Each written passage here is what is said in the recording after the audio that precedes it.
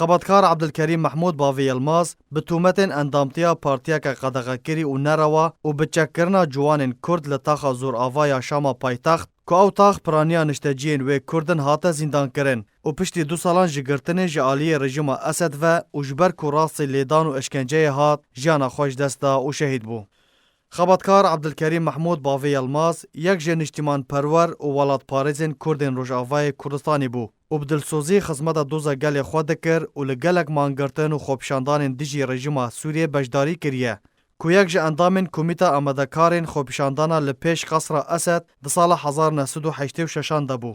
هروها یک جه اندامین کوما کاوا یا چاند هنری بو و جبر چالاکین ویین سیاسی و جواکی و چاند هنری ده نوروزان ده و هلکفتین کردی ده راستی گلک آستانگیان هات و دهاتا زندان کرن و لیپرسین و وکولین پیرا دهاتا کرن.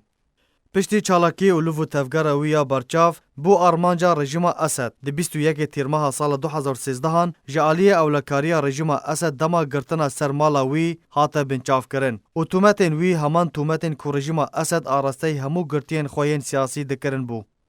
جبو چند حیوان لشاخین اولکاری رژیم اسد ما پشتر جبو زندان عدره یا ناوندی لباجار شامه هاته وگوستن و دوی دره ده جعالی سیخوری رژیم سوری راستی لیدان و اشکنجه و ستمکاری هات.